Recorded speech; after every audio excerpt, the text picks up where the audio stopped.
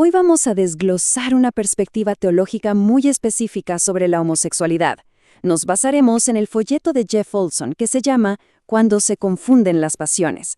La idea es ir paso a paso, viendo cómo construye su argumento, desde lo que él llama la raíz del problema hasta el camino de cambio que propone. Y bueno, el folleto arranca con una pregunta que es central, ¿no? Define todo lo que viene después. Ojo, el autor reconoce que hay dolor, que hay traumas, rechazo, todo eso, pero él busca ir más al fondo, a una causa más fundamental. Así que la gran pregunta que plantea es, ¿cuál es la verdadera raíz del problema? Y acá está, digamos, el corazón de su argumento. Para el autor, el problema de fondo no son las heridas del pasado, no. Es algo que él define como una independencia desafiante. ¿Qué quiere decir con esto? Básicamente es ese deseo de vivir la vida bajo nuestras propias reglas, no como dejando a Dios fuera de la ecuación.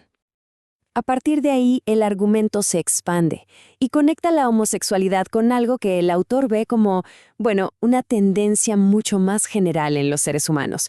No lo presenta como algo aislado, para nada, sino más bien como una de las tantas formas de expresar ese deseo de autonomía, de suprimir la idea de que hay un creador que tiene un diseño o un propósito para nuestra vida. Ok, entonces, para sostener todo esto, el autor se apoya en un pasaje bíblico bien específico.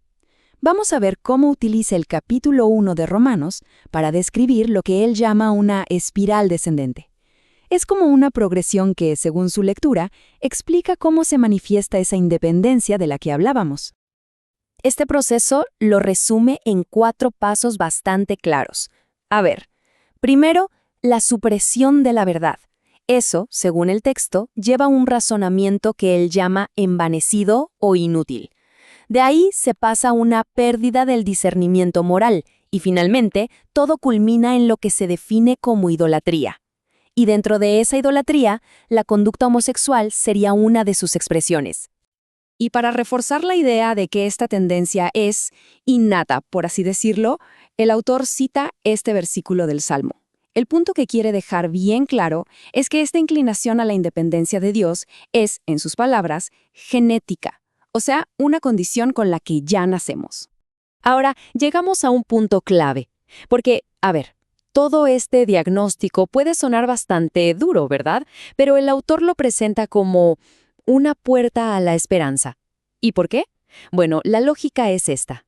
Si la raíz del problema es espiritual, entonces la solución también tiene que serlo.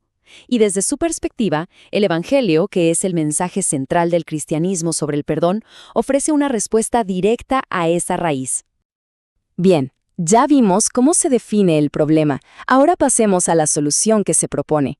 El folleto le dedica bastante espacio a describir cómo sería ese proceso de cambio, un camino que llama de arrepentimiento y crecimiento. Y algo importante es que el folleto busca establecer expectativas realistas. No se habla de un cambio de la noche a la mañana, para nada. Es un proceso de toda la vida. La idea es que, con el tiempo, la atracción hacia el mismo sexo se vaya debilitando, mientras que el deseo de resistir se fortalece. Pero, y esto es fundamental en su argumento, la meta final no es solo dejar de sentir algo.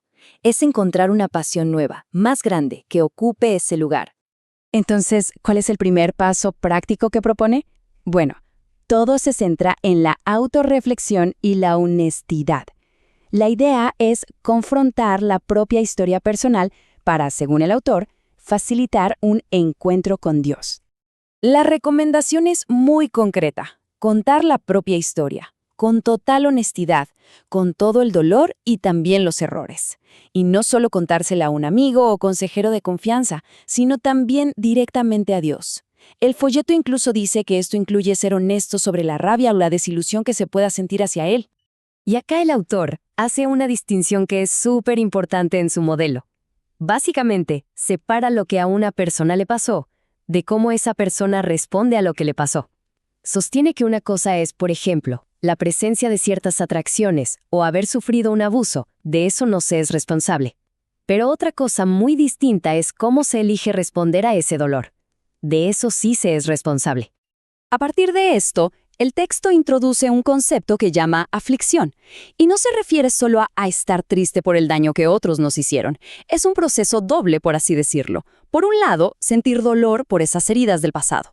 Y por el otro, al mismo tiempo, sentir un profundo pesar por las propias respuestas que se tuvieron frente a ese dolor.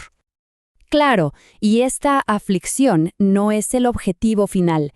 Según el argumento del folleto, es el puente, el camino que lleva al arrepentimiento. Y el arrepentimiento se describe como un cambio total de mentalidad y de corazón.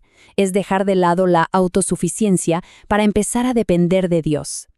Y con esto llegamos al, digamos, el objetivo final de todo este proceso. Lo que el autor presenta como la verdadera clave para un cambio que sea duradero. La idea no es solo quitar algo, sino reemplazarlo con otra cosa, y de forma activa. A esto, de hecho, el autor lo llama el principio del reemplazo. Y su argumento es bastante directo. De nada sirve liberarse de una lucha si ese espacio que queda vacío no se llena con algo más fuerte. Porque si no, la libertad es temporal. Y esa nueva fuerza, esa nueva pasión, según el folleto, tiene que ser un amor creciente por Dios y por los demás. Bueno, hasta ahora vimos todo el camino individual. Pero después, el folleto cambia el enfoque y se mete con la comunidad. En concreto, se hace una pregunta. ¿Qué papel juega un amigo que quiere ayudar a alguien que está en este proceso? Y acá el texto es muy claro sobre ciertas trampas que hay que evitar. Le advierte a los amigos que quieren ayudar que no deben reaccionar ni con miedo, ni con asco y, sobre todo, sin ninguna actitud de superioridad moral, porque según el autor, esas actitudes terminan distorsionando por completo el mensaje. Para explicar esto, usa una metáfora bíblica muy conocida. La idea, que viene directo de las enseñanzas de Jesús, es que para poder ayudar de verdad a otra persona, primero hay que hacer un autoexamen muy profundo. Mirarse a uno mismo y reconocer las propias fallas primero. Así que, en resumen, el mensaje final del folleto sobre la amistad es este. La ayuda real no viene de sentirse moralmente superior, sino de la humildad. Empieza cuando uno reconoce que todos, sin excepción, tenemos nuestras propias luchas, y solo desde ahí se puede acercar al otro con compasión de verdad, en lugar de con juicio. Y bueno, todo este recorrido nos deja con una pregunta final para pensar. Independientemente de si se está de acuerdo o no con este enfoque, analizarlo nos obliga a reflexionar sobre esa relación tan compleja que existe entre la fe, la identidad y la misma idea del cambio personal.